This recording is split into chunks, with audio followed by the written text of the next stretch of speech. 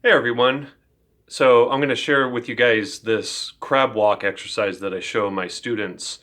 And every time I show this exercise to people, they always say they feel retarded because of how difficult it is. But I also wanted to talk about this video series that I'm going to be putting together. And the lessons are going to cover everything from how to practice with a metronome, how to develop better phrasing, how to access every possible tonality spontaneously and generate good sounding music with it, and numerous other topics that I have devoted many years to developing and studying and practicing and so on and so forth.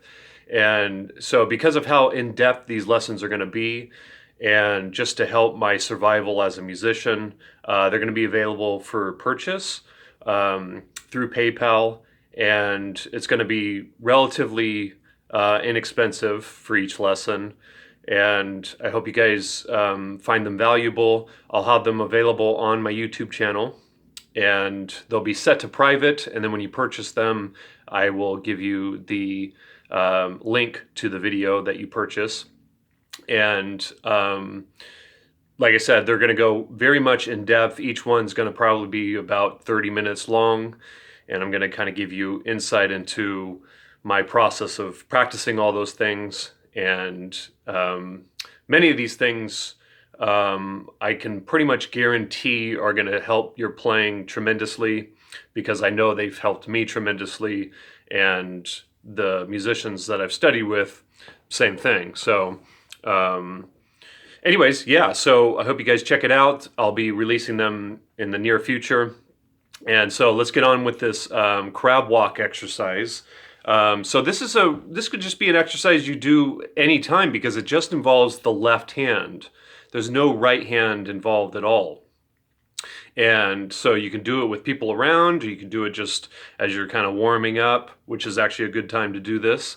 But yeah, so the exercise is basically, so you're going to use all four of your fingers, and what it's going to do is just strengthen your mind to finger connection. So the exercise is this. You can do it on any set of frets, but let's pick the 5, 6, 7, 8 group of frets. And so your first finger is going to go on the low E string, 5th fret, third finger here on the low E string, and then second and fourth on the next string on the frets in between. And what you're going to do is, initially what I would recommend is just try this.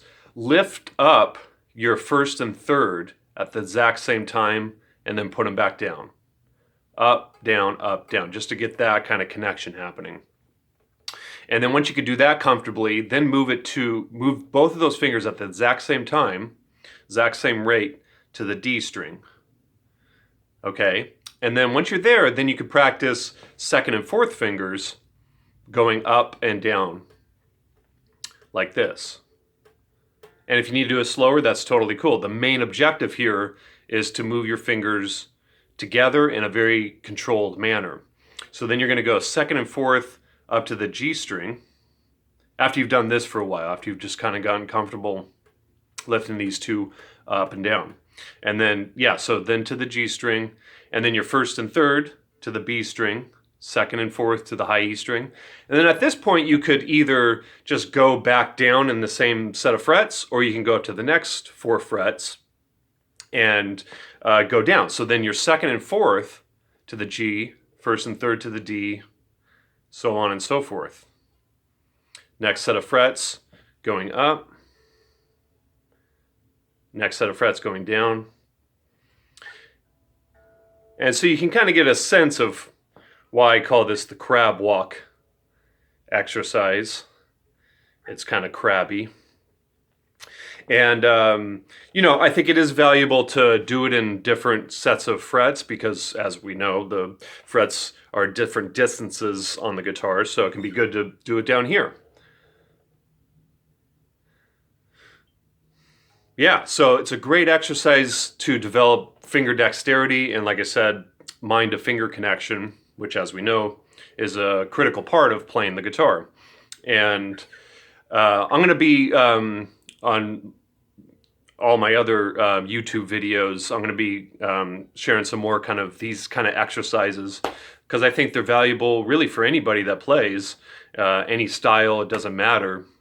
Just trying to get physical control of the instrument.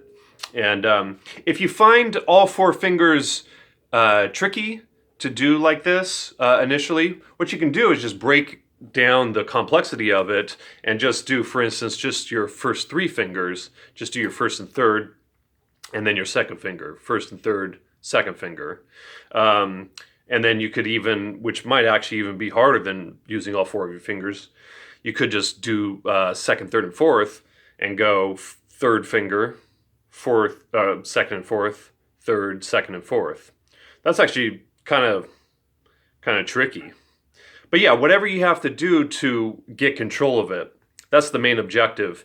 And like I've said in other videos, warming up or developing techniques and stuff, a huge part of advancing these areas is going slow.